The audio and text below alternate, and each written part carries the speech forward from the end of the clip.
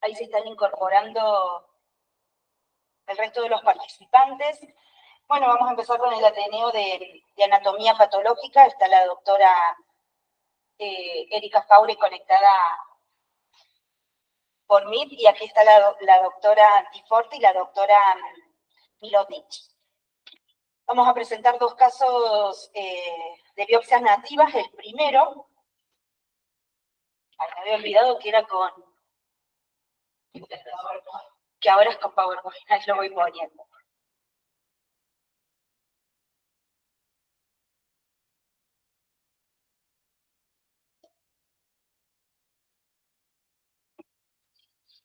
¿Ahí se ve bien?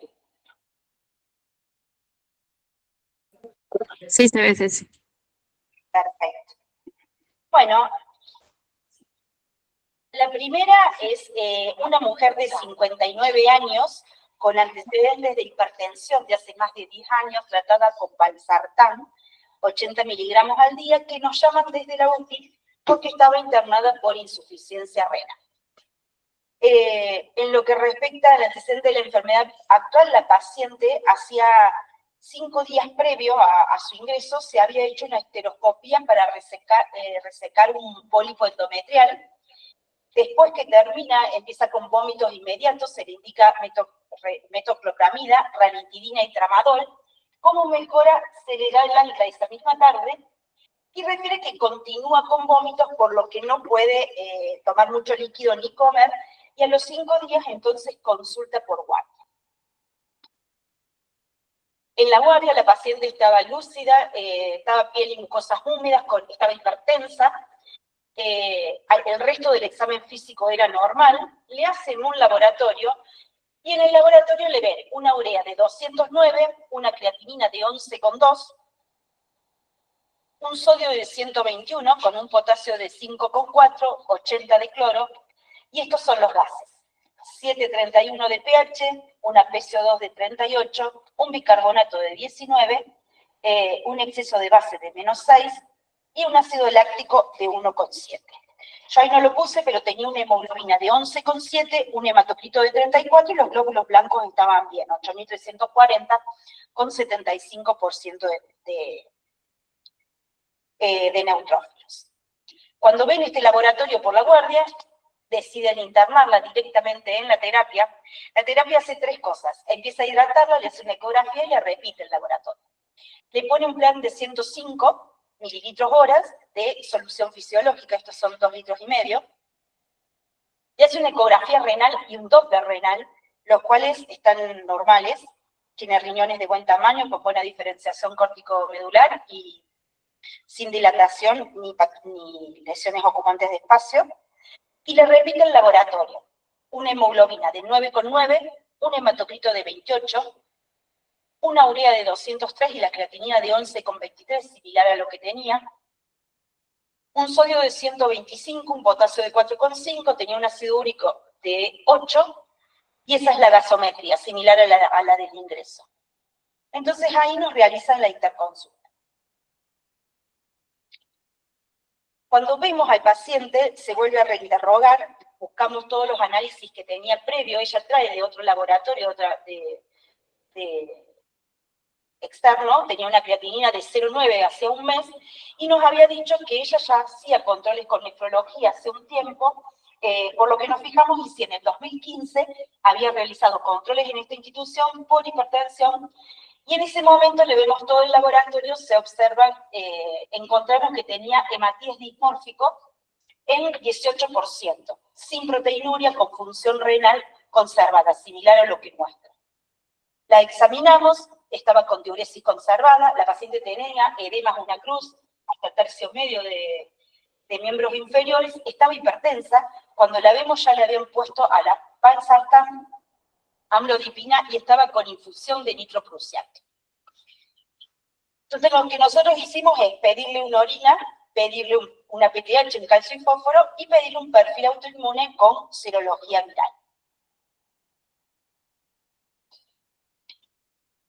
La orina viene una proteinuria de 0,48, una relación proteína-creatinina, el aspecto es amarillo claro, turbia, un pH de 6 con una densidad de 1010, tenía hemoglobina 3 cruces, 1 a 3 células epiteliales, leucocitos de 4 a 10 y hematíes abundantes más de 30 en el preparado.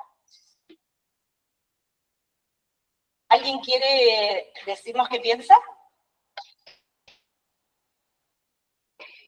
Hola Ceci, ¿cómo estás? Ernesto Villafañe, hola. Bueno, por las características que mencionás con la hematuria en orina y con una relación de 0,48, yo pensaría en una glomerulopatía por IgA, una membrana proliferativa. La cirugía, eso hablando en cuanto a glomerulopatía, vos decís que después del procedimiento quirúrgico empieza con la falla renal. ¿Al cuánto tiempo desde el alta de la polipectomía hasta el cuadro de reingreso pasa? Perdóname. Proteinuria, hematuria e hipertensión arterial. ¿Y a cuánto tiempo fue? 5 días atrás.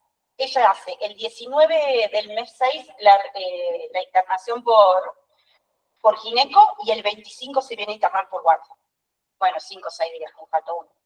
No tuvo laboratorio en ese momento de control.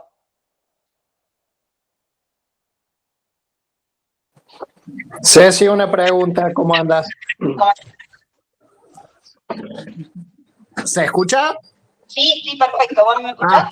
Sí, ahora sí. ¿Dijiste que hace un mes tenía un laboratorio con 0,9 de creatinina? Sí. Bueno, yo creo que hay que poner en la mesa la insuficiencia renal rápidamente progresiva, ¿no?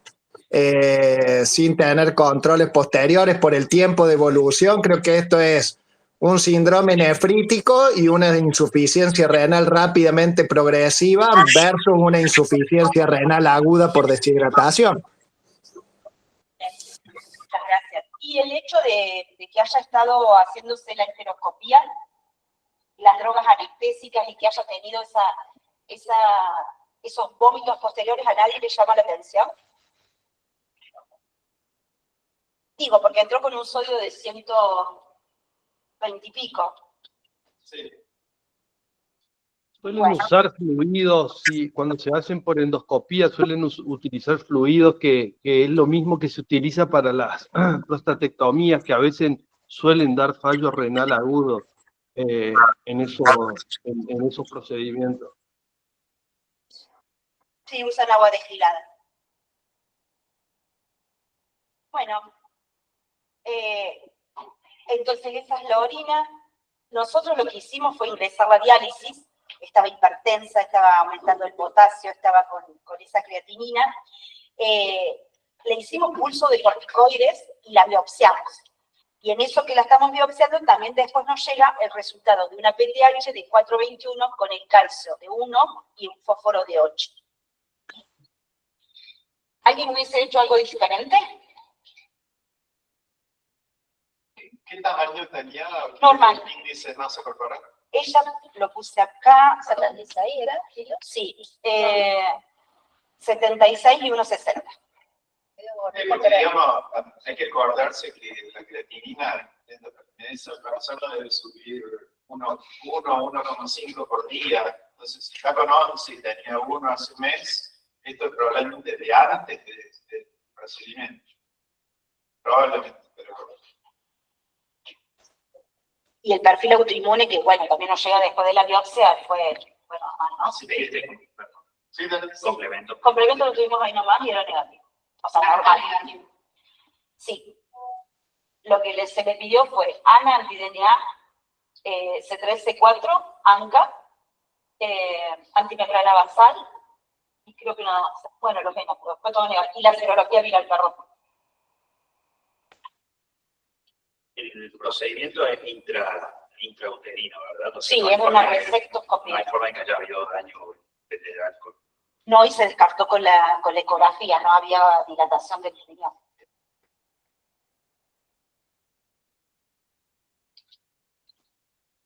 Bueno, nosotros, pensando un poco lo que dijo Matías, la pulsamos, la biopsiamos, así que vamos a ver ahora. Es raro la PTH alta con la creatinina, Sí. 0,9 de cáncer, ¿no? Pero bueno. Sí.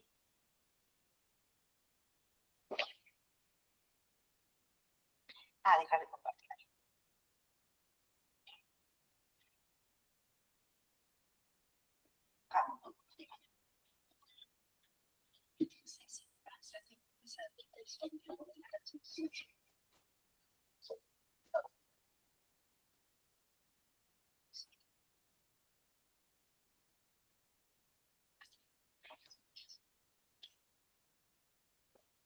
Bueno, hasta que se conecte nuestra querida máquina, les voy contando. Buenas tardes a todos. Recibimos 3 pequeños cilindros, o en realidad uno, perdón, la doctora Ceruti me mire feo, fragmentado, que en total incluyen 4 glomérulos, 2 arterias, pero nos va a permitir hacer un diagnóstico, no hay problema. Bueno, vamos a comenzar primero con hacer un pantallazo general con la H, para que vayamos viendo a este aumento.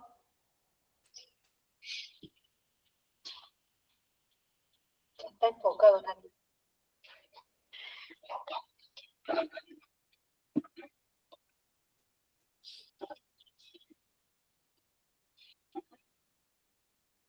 Está enfocado ahí, mira. Te lo paso una sola, no, está enfocado, le bajo la luz si querés, a ver si arrasa. Ahí está. Se hizo la luz, en la noche también. Bueno, vamos a ir viendo hasta que, perdón, le voy a dar nitidez hasta que aparezca, porque si subo la luz, a ver, despacito, ahí está, no le gusta ser encandilado. Bueno, se lo voy a mostrar este aumento por las dudas surjan nuevas cosas. Acá comenzamos a ver ¿se ve más o menos nítido o no se ve nada? Un glomérulo que a este aumento no nos parece tener, si dentro de las opciones que habían comentado, podría ser una rápidamente progresiva, clínicamente deberíamos tener hipercelularidad y la presencia obviamente de semilunas, ¿no? Porque si es algo activo, pero si ya también es activo crónico, las semilunas podrían ser parcialmente fibrosadas. En el intersticio vemos que hay un poco de edema, algunos túbulos están discretamente dilatados, y acá ya también tenemos un túbulo que tiene hematíes en la luz, que habían mencionado que en el sedimento de orina había hematíes. Es una paciente hipertensa, así que acá observamos una arteria que ya tiene un engrosamiento de la pared más que leve, moderado al menos, con una reducción mayor al 50% de la luz, más edema, algunos túbulos más dilatados, y comienzan también a aparecer focos de infiltrado inflamatorio. Seguimos avanzando. Acá también tenemos en la luz, lo vamos a poner a mayor aumento, y lo vamos a ver aquí. Tenemos hematíes que también están entremezclados con restos de leucocitos. Y observamos que a nivel de los túbulos hay ausencia de núcleos, o sea que tenemos una necrosis tubular aguda epitelial, que ya la vamos a ir viendo, que es de leve también a moderada. Vamos a buscar el otro glomérulo. Acá también vemos focos de infiltrado, y quiero que nos detengamos un poquito aquí. No sé si se va a ver, a ustedes lo van a alcanzar a ver, pero acá dentro de los túbulos hay células inflamatorias. Acá también en este acúmulo vemos un eosinófilo. La doctora Ceruti mencionó que podríamos tener en cuenta los medicamentos que la señora recibió cuando hizo el procedimiento para la extracción del pólipo. En este túbulo también vemos dentro de la luz la presencia de células inflamatorias. Vamos a ver en otro sector del mismo, ya en este túbulo y a nivel de su luz, vemos que ya tenemos a una abundante cantidad de células inflamatorias con muy pocos hematíes, o sea, la luz está totalmente ocupada, y esto probablemente en un futuro no muy lejano se transforme en un cilindro fibrino hemático. También tenemos restos de pigmento que debe ser de hemosiderina, bien. Y observamos que a nivel del intersticio hay bastante edema. Acá vemos un capilar donde hay bastante actividad de las células, y seguimos observando la presencia de esa NTA. Vamos a buscar otro glomérulo, porque si bien son pequeños, aquí vemos, yo lo veo azul, no sé cómo lo ven ustedes. Acá tenemos cilindros hemáticos ya, también. Seguimos recorriendo, ya entramos en el territorio de la médula, pero acá, mi deseo es que ustedes lo puedan apreciar, en este campo vemos cilindros hemáticos, porque ya obviamente esos hematíes que vemos en algunos túbulos sueltitos, para decirlo de una forma, y fíjense la NTA aquí, quedó solamente la membrana basal, ni siquiera tenemos restos de lo que sea parte del citoplasma celular. Los cilindros hemáticos, que ya es la confluencia, porque están todos como compactos, y en este sector sí vemos, hay abundantes leucocitos eosinófilos, entre ese edema y por supuesto esos linfocitos. Y ahora, como les dije, vamos a ver el otro glomérulo o los otros que andaban por aquí. En esta área vemos que hay algunos túbulos que están dilatados, como ese, y seguimos viendo ese leve edema en este sector. Acá encontramos otro glomérulo que no tiene nada, o sea, no tiene nada, se lo ve un poco colapsado, pero el mensaje está bien, podríamos hacer una discreta expansión, pero como está colapsado, perdón, las membranas se ven bien, aquí tal vez un poco de adherencia a la cápsula, pero probablemente sea donde ingresa o sale una de las arterias, y acá también vemos que entre este infiltrado inflamatorio hay algunos leucocitos eosinófilos, la NTA, que acá es más marcada, acá discretamente, acá nos quedan 2 o 3 núcleos, este ya está siendo pignótico, hay un poco de edema también acá, en el epitelio de los túbulos. La inmunofluorescencia fue negativa. Todo negativo, tenían 10 glómerulos, o sea que lo podíamos valorar más. Entonces, esto es una nefritis túbulo intersticial, porque vemos la actividad, la presencia de los cambios a nivel de la arteria, que quiero ver si encuentro otra para que se les muestre. Acá también, por ejemplo, quiero que volvamos a ver eso y que tenemos un poco también de atrofia tubular en sectores más marcada, ¿sí? Y voy a ver si encuentro otra arteria para que veamos, eran 2, habíamos dicho, acá hay más médula, los cilindros, esa que ya vimos, y la otra no lo estaré encontrando, vamos a ver acá. En este, debería estar, acá hay una, pero bueno, está cortada de forma longitudinal, pero de todas formas vemos que tiene un engrosamiento de la luz y seguimos viendo lo mismo. O sea, es una nefritis túbulo intersticial con presencia de abundantes leucocitos eosinófilos y edema, que eso en primer lugar nos sugiere una toxicidad vinculable a medicamentos, la necrosis tubular aguda epitelial moderada y la angioesclerosis moderada también relacionada a los antecedentes patológicos de la paciente. Erika está con nosotros, ¿verdad? Sí. Bueno, ella nos podrá decir lo que encontró, porque nosotros, vuelvo a repetir, esos glóbulos no vimos nada que nos llamase la atención, la fluorescencia es negativa. Hola, buenas tardes a todos. Hola. Empiezo a compartir. Ahí se ve, ¿no es cierto? Sí. Falta la presentación, pero se ve. Ahí está. Bien. Bueno, arrancamos entonces. Les voy mostrando acá entonces la primera imagen, abajo aumento. La verdad que vemos un glomérulo bastante normal, sobre todo era para que ustedes puedan ver, porque en estas abajo aumento nos permiten ver bien, sobre todo el estado pogositario, y la verdad que los pogocitos están conservados, vemos acá, esto sería citoplasma de un pogocito, acá núcleo y citoplasma de otro pogocito, las patitas que están conservadas, no hay ningún tipo ni de fusión pedicelar ni de ningún otro cambio indirecto digamos que acompaña generalmente a la fusión pedicelar. Seguimos avanzando ya acá a un poco mayor aumento, la verdad que no encontramos mayores cambios. Esto que vemos acá es un núcleo de una célula mesangial, este otro es un núcleo de una célula endotelial, no hay ningún tipo de hipercelularidad. Acá las membranas las vemos bien, ya vamos a ver más adelante que por sectores están un poquito más finas, pero en este sector, por ejemplo, la vemos un grosor conservado, no hay ningún tipo de cambio de textura ni nada por el estilo, y acá lo que es matriz está conservada, no está incrementada, no hay ningún tipo de depósito. En esta otra, bueno, seguimos viendo, como les muestro acá, membrana basal, como les decía, que conservan su textura, un poquito adelgazados por acá, pocitos conservados, no hay nada más que llame demasiado la atención. Lo único sí, como en estos sectores acá, que ustedes pueden ver mayores áreas de plegamiento, ¿sí? Para que ustedes puedan ver, estos son los que nosotros llamamos plegamientos paramesangiales, que están cerca, digamos, de la región del mesangio. Seguimos viendo los pocitos conservados, matriz conservada. En este caso, la membrana acá por lo menos tiene un espesor también conservado. No hay mayores cambios.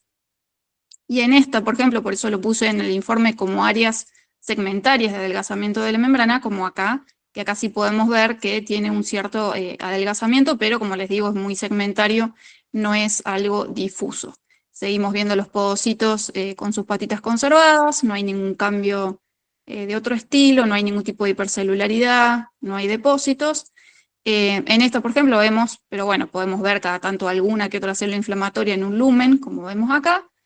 Membranas, ¿sí? Con algunos plegamientos, que esto puede estar, digamos, ir de la mano con estos glomérulos un poco colapsados que mencionaba recién la doctora Mirotic. Por cambios pueden ser isquémicos, pero bueno, nada más que eso entonces, muy discretos y segmentarios cambios, digamos, un poquito más adelgazadas las membranas por sectores, sin ningún tipo de depósito, ni tampoco nada de fusión pedicelar.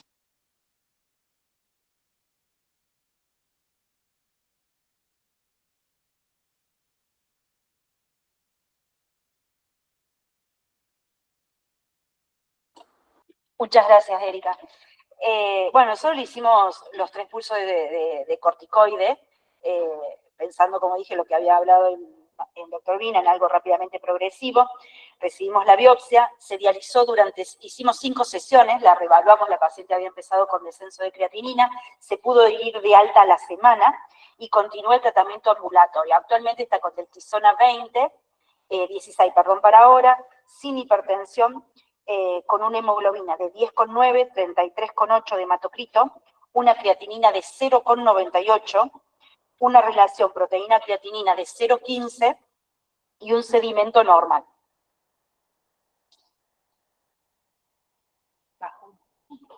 Ya está. O sea, sí. Yo había preguntado lo de la rectosimoide, lo de la histeroscopía, porque el año pasado habíamos tenido un caso similar, que fue en el Cerro, Juan. No la alcanzamos a biopsiar, pero sí había entrado con insuficiencia renal e hiponatremia, y esa paciente se había hecho en otra institución, en el INGO, la rectoscopía. Entonces yo estuve averiguando los 2 lados, sí, también se usó agua destilada, allá se hace con sedación, acá se hizo una raqui, que para la raqui se usa bupivacaína, no sé si habrá sido algo de los anestésicos. La paciente refiere también que en otra, después reinterrogándola en el consultorio, ¿no? En otras ocasiones, cuando ha entrado a alguna cirugía, ella siempre se despierta con vómitos, que se me llamó la atención los 2 casos muy similares. La resección del polvo se hace con un polar, ¿verdad? O no.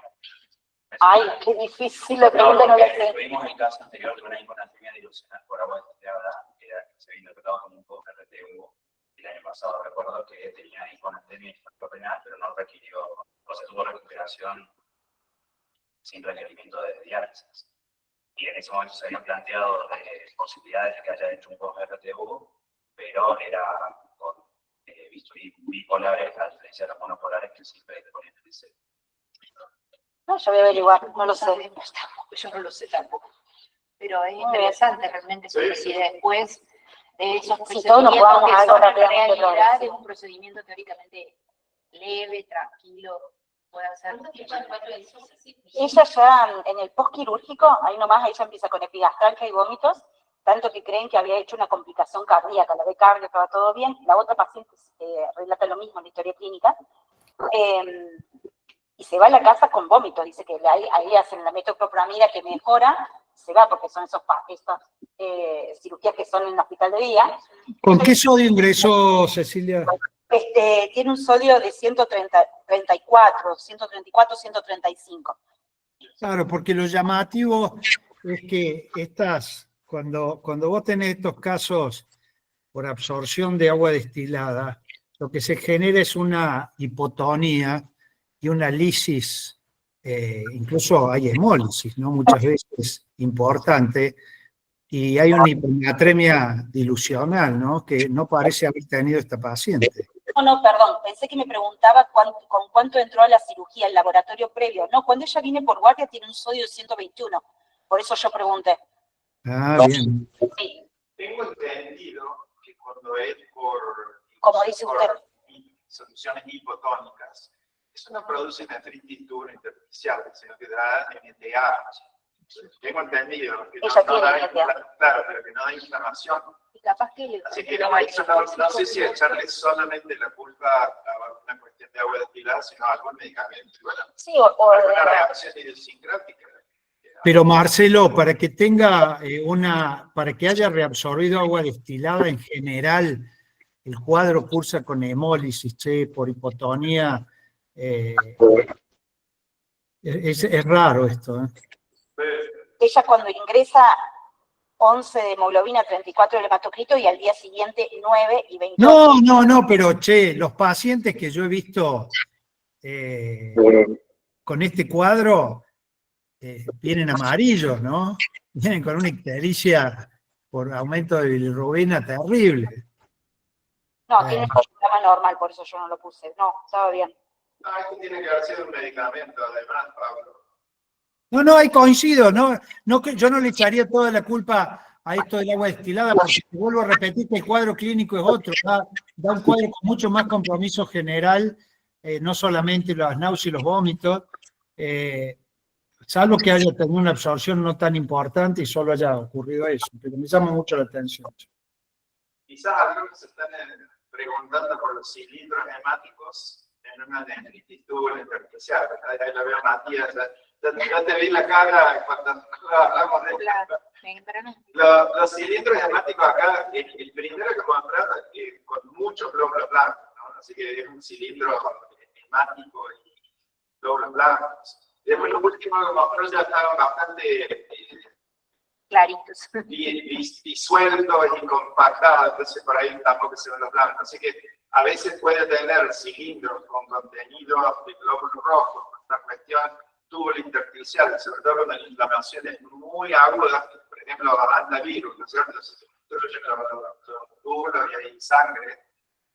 Y esto sí son nefritis tubular intersticial. Creo que el tener la microscopía electrónica, no ver inmunocomplejo ni nada por el estilo, te deja tranquilo en ese aspecto, ¿cierto? Que estás viendo estos glóbulos rojos en los túbulos, y uno diría, esto es glomerular, pero claramente no lo parece. Incluso lo habíamos discutido en su momento, porque cuando leímos la historia clínica para atrás, en el 2015 tenía hematíes dismórficos en un 18%, pero tenía hematíes dismórficos. ¿Eso fue en el otro episodio? No, cuando se controlaba con Diego por consultorio por la hipertensión, con el nefrólogo. Y en ese momento no hubo biopsia. No, tenía creatinina de 0,9, no tenía proteinuria, lo único que tenía hematuria con 18% de hematíes dismórficos. El nefrólogo que la vio la citó a un próximo control y tiene en realidad 4 o 5 controles. Nunca tuvo proteinuria, nada, de los hematíes dismórficos aislados. Perdón, ¿no dijo Erika ahí que tenía una membrana basal un poco delgada? Sí, por sectores sí. No es difuso, digamos, no es por sectores, pero sí.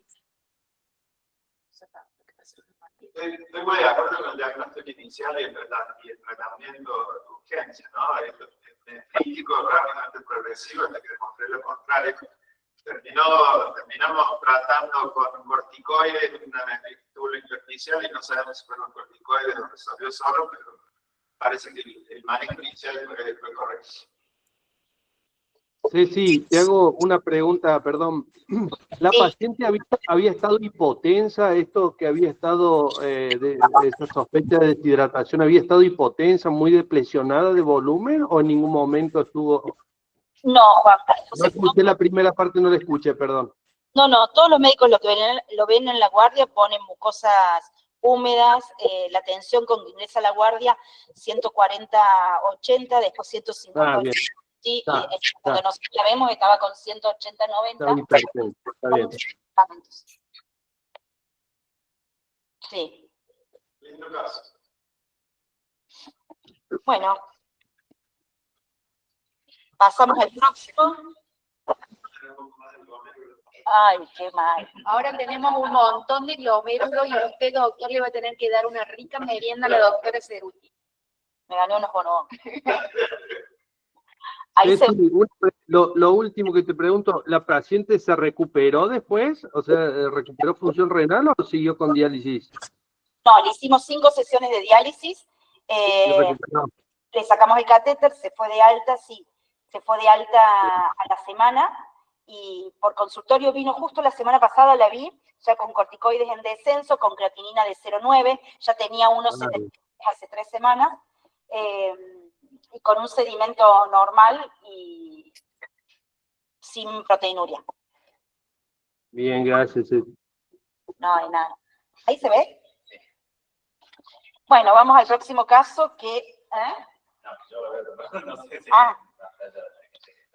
El próximo caso es un paciente del doctor Vina, que siempre nos manda casos lindos, así que Pati voy a necesitar tu ayuda. Él es un varón de 72 años, hipertenso, insuficiente coronario con colocación de esteno hace 4 años, que en ese momento tenía una creatinina de 1,6. Lo ingresan por guardia del sanatorio en Río Cuarto, que es derivado por su médico de cabecera por presentar en un examen de rutina anemia e insuficiencia renal. El laboratorio con el que ingresa es una hemoglobina de 7, un hematocrito de 20, era normocítica, normocrómica, una creatinina de 6,3 y en la orina tenía proteína 2 cruces, 10 hematíes por campo y una relación proteína-creatinina de 3,2 que después le piden en esa internación. Interconsultan al doctor Wiener, se le pide una imagen renal que estaba bien, se lo ingresa a hemodiálisis y se le pide todo el laboratorio, un proteinograma por electroforesis, la serología viral y un perfil autoinmune. El paciente está estable, lo estabilizan, se le transfunde glóbulos rojos, se realizan 2 sesiones de diálisis y se le da el alta sanatorial para continuar el control por consultorio. A las 72 horas del alta, el paciente empieza con disnea y con esputo hemoptoico. Entonces el doctor le pide un TAC de tórax.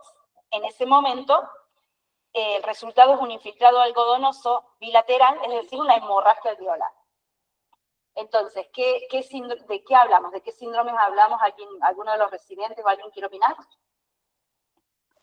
¿Unos compromisos qué?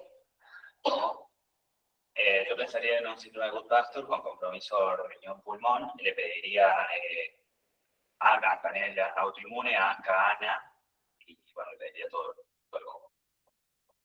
Y por la edad, ¿te parece que lo más frecuente sería eso? Se da mucho más en pacientes jóvenes. O sea, tenemos un síndrome pulmón-riñón. Sí. Bien. Y los 72 años tiene, ¿no? Sí, 72 años. Y si no es antimembrana basal, ¿qué podría ser? Vasculitis con compromiso pulmonar y renal. ¿Alguien opina diferente? Bueno, ¿y qué harías con este paciente? El paciente está en diálisis. Plantearía la posibilidad de realizar plasmaféresis según los criterios de alimentación o no, que sería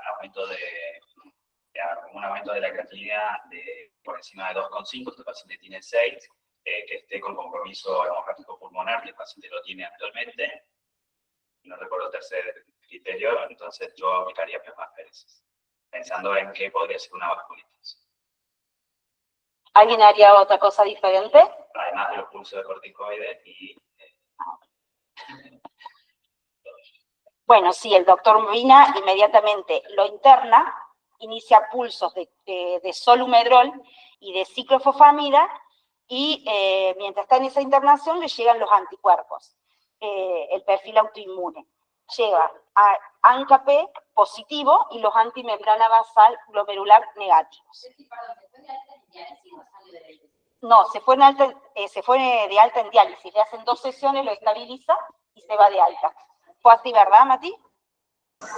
Sí, la verdad que el hombre se había hecho un análisis antes de la internación, 15 días antes, pedido por el médico de cabecera. Ese análisis no lo ve nadie, ya tenía ahí 6 y pico de creatinina.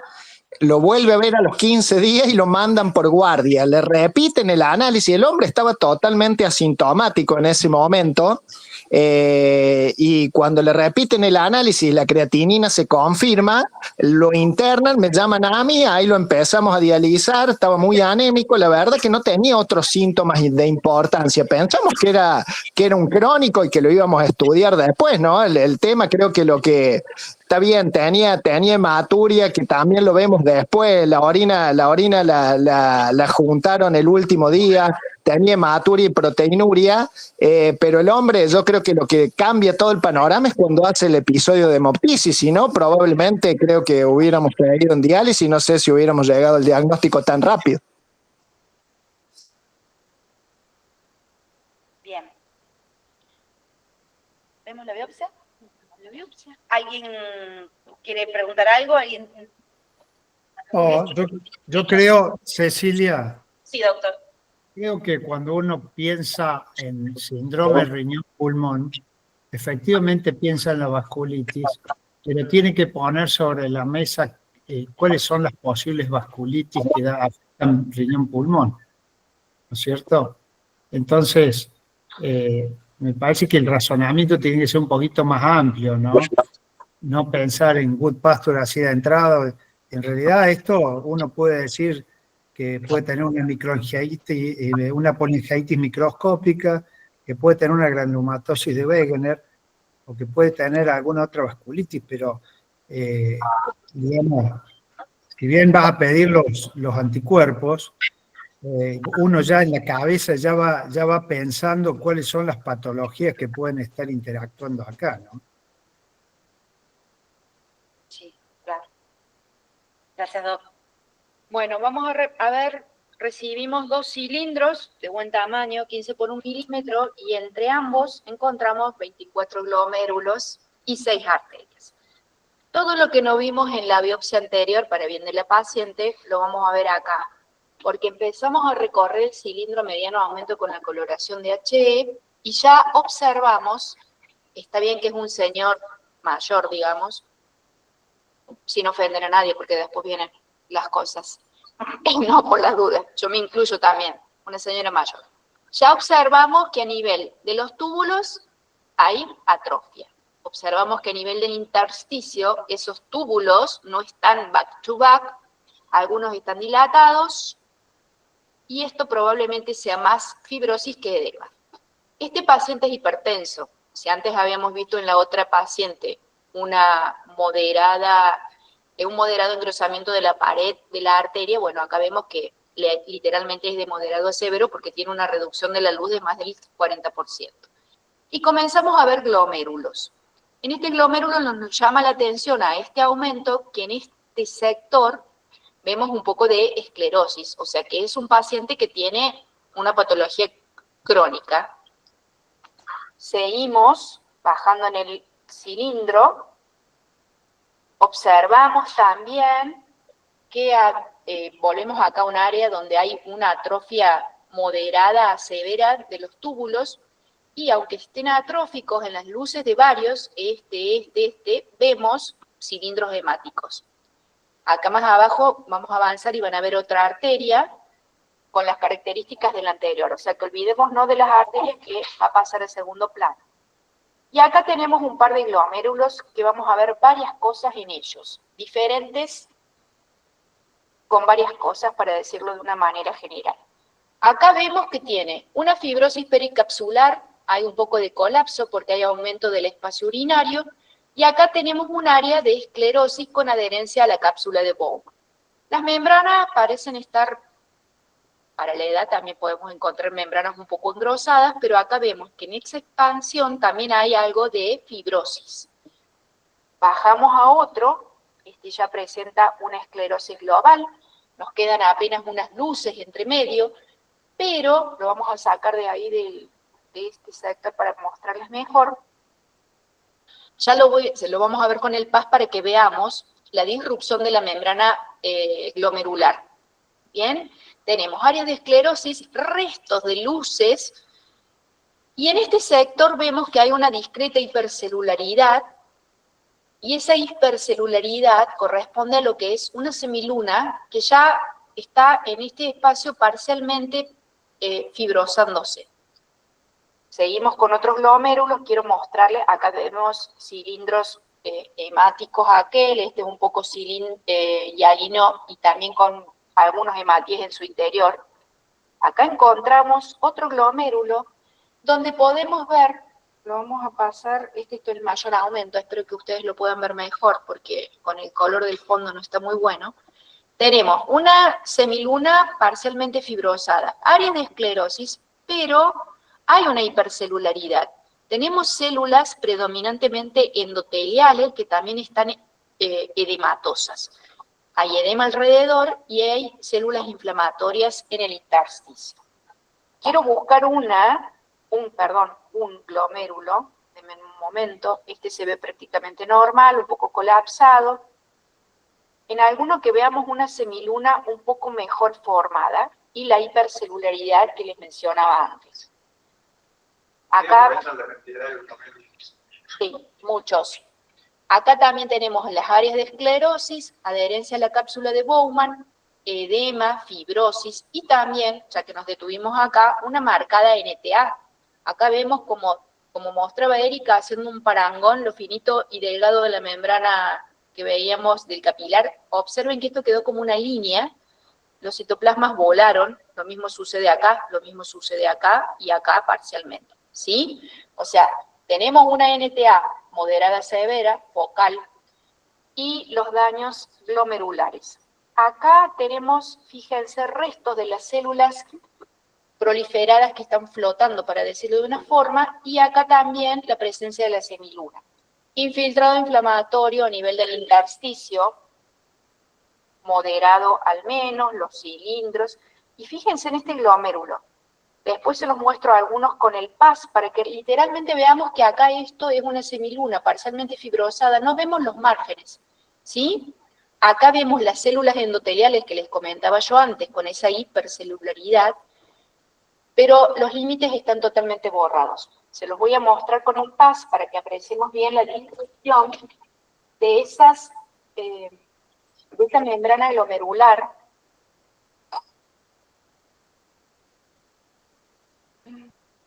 Acá las vemos mejor con el PAS. Quiero encontrar una más o menos linda para mostrarles. Esta creo que es un glomérulo. Observamos que la membrana viene por acá, lo que nos queda, y acá está la semiluna parcialmente fibrosada, la esclerosis, las células endoteliales gorditas, y acá se perdió todo. O sea, ya no tenemos más un límite de contención. Entonces, tenemos un daño glomerular marcado. Este glomérulo aún persiste bastante conservado. Diría prácticamente normal si los consideramos al lado de los demás. Tiene una discreta expansión del mesangio, un leve reforzamiento de membranas, pero acá no vemos esa hipercelularidad. Al lado, una arteria también con engrosamiento de la membrana. Y acá también tenemos otro glomérulo, donde también quedan restos de las luces, una semiluna que también ya haya sido más celular y ruptura de la membrana. Entonces, esta biopsia fue diagnosticada como una glomerulonefritis con semilunas celulares y parcialmente fibrosadas en alrededor del 40% de los glomérulos presentes. Y en las lesiones de cronicidad destacamos la esclerosis global que vimos en algunos y otras parciales. En el infiltrado inflamatorio del intersticio es moderado, la atrofia tubular que también vimos moderada y la angioesclerosis.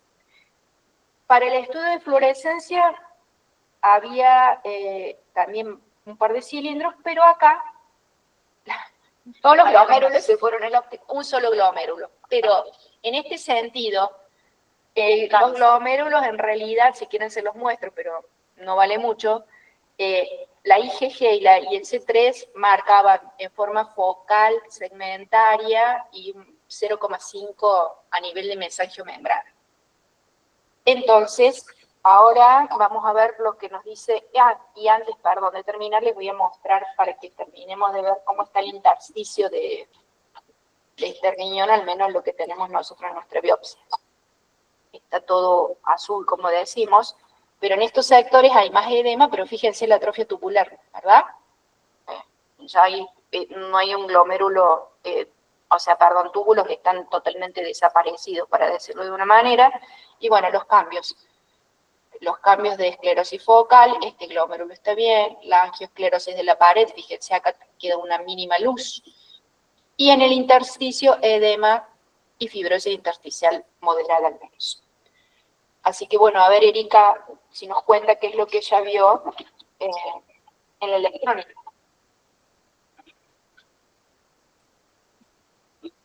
Bueno, ahí empiezo a compartir yo.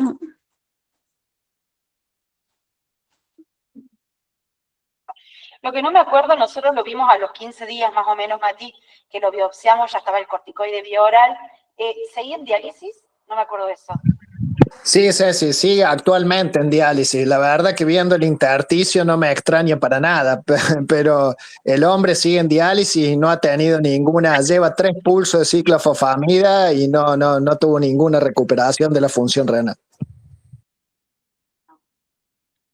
Bueno, vemos entonces el resultado de electrónica. En realidad acá les traje primero un par de imágenes de glomérulos de lo que es la microscopía óptica de alta resolución, que es el corte inicial que nosotros hacemos para elegir los glomérulos que después vamos a llevar efectivamente el electrónico.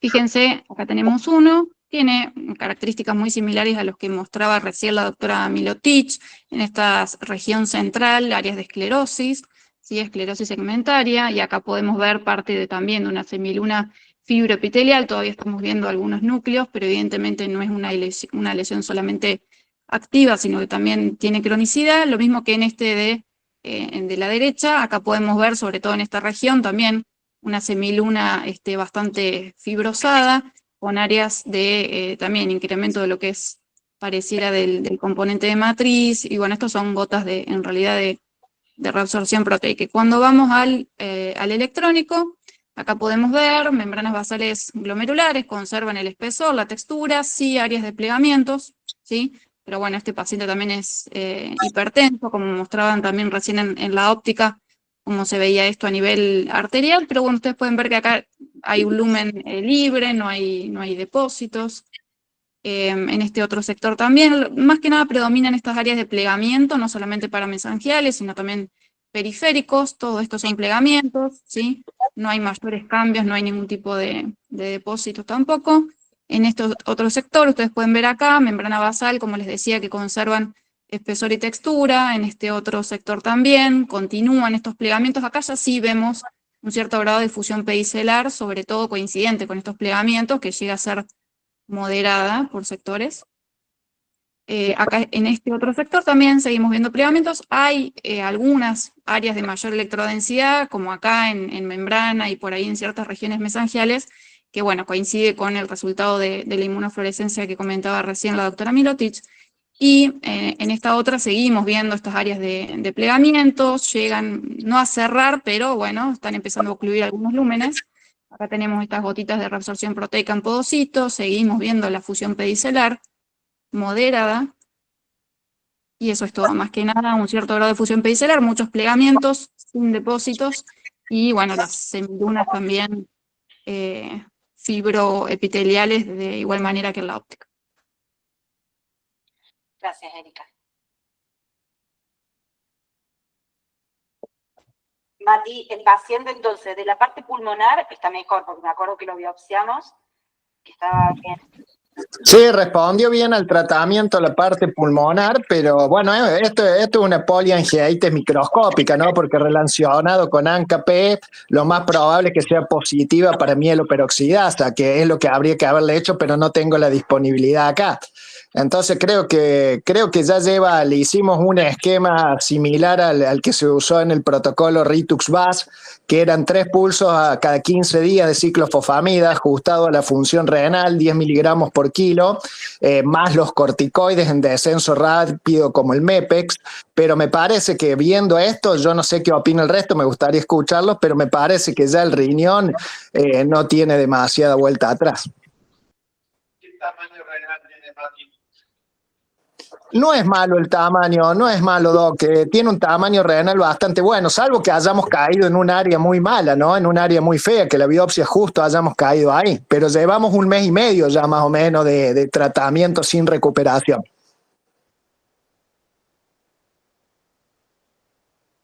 Creo, como decís vos, que lo único que hay que tener en cuenta es que no se ha caído en un lugar de mucha fibrosis. Cuando el tamaño renal es bueno, habitualmente se trataría cerca de 90 días. Obviamente, si podés inmunosuprimirlos es mucho peligro, ¿no es cierto?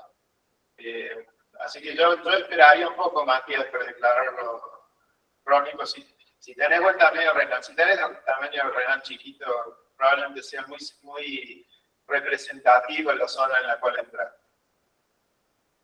Perfecto, Doc. No, el tamaño renal es bueno, el tamaño, la Ceci, cuando vos lo biopsiaste, ¿te pareció un riñón aceptable? Sí, obvio, sí. Así que, bueno, la idea por ahí creo que lo hablamos con el reumatólogo, ver si además ahora en el medio de la ciclofosfamida le podemos hacer un pulso de rituximab, suelen andar, tiene un efecto similar a la ciclofosfamida, pero es una posibilidad agregarle el rituximab y tener efecto más prolongado y ver qué pasa, ¿no? Sí, puede ser. Sí.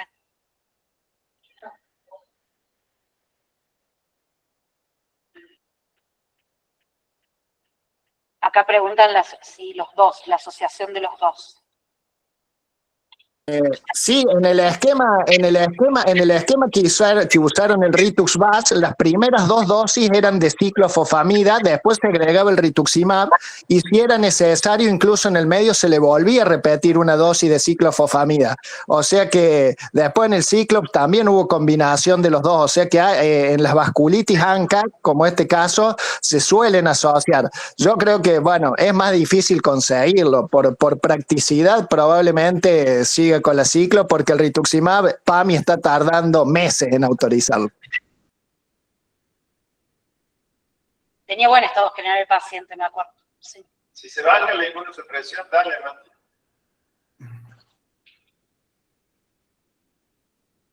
Se la banca.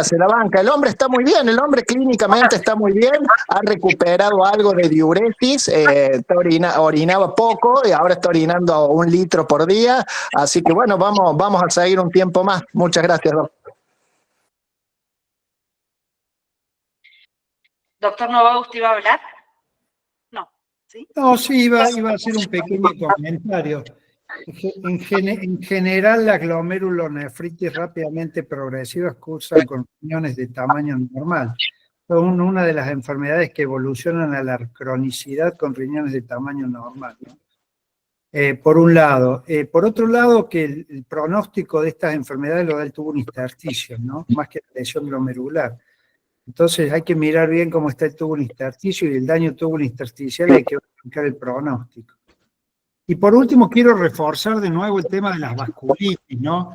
Porque hay una clasificación, la vieja clasificación de Chapel-Hill, que estudiamos todos, creo que en la universidad, cuando estudiamos vasculitis, la divide en 3 tipos de vasculitis: de grandes vasos, que es el Takayasu; de medianos vasos, que es el Kawasaki y la poliarteritis nodosa; y de pequeños vasos, que se dividen en las granulomatosas y no granulomatosas.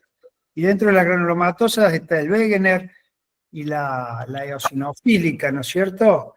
El Church-Strauss. Y dentro de las no granulomatosas, y dentro de las no granulomatosas está la poliangiitis microscópica, que debe ser esta como comentó Matías, ¿no? Un poco digo para los residentes. Después hay otras vasculitis como el BESET, está la asociada a hepatitis B, a neoplasia, pero creo que el concepto global de donde tienen que partir los residentes en el pensamiento y en el razonamiento de enfermedad riñón-pulmón es conociendo la clasificación de vasculitis, para que puedan hacer un diagnóstico clínico y una sospecha diagnóstica para después confirmarla con la biopsia, ¿no? Bien. Gracias, doctor. Bueno, ¿alguien quiere hacer algún otro comentario? Gracias, Mati. Después nos contás. Gracias a ustedes, muchas gracias. Yo me acuerdo, perdón.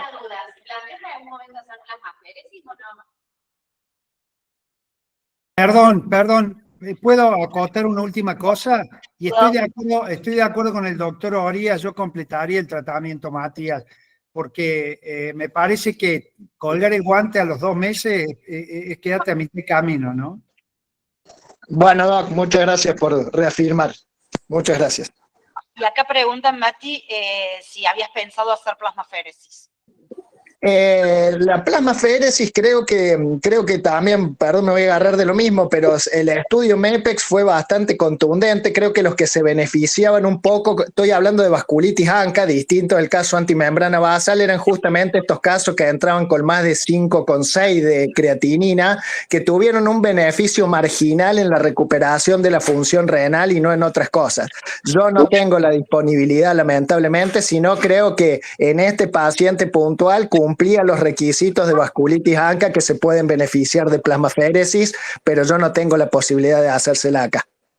Y el otro es el paciente que esté hipoxémico o que requiera que esté en ARM, ¿no? De la parte respiratoria. Bueno, muchísimas gracias, Mati. Perdón, Matías, perdón. Te voy a corregir en algo o te voy a estimular en algo. Yo creo que vos tenés la posibilidad, dependés de los hematólogos. Mirá, cuando no había máquina de plasmaféresis en el Hospital Córdoba, los hematólogos le sacaban sangre al paciente, separaban el plasma de los rojos, tiraban el plasma y le reponían los rojos con solución salina y albúmina, ¿no?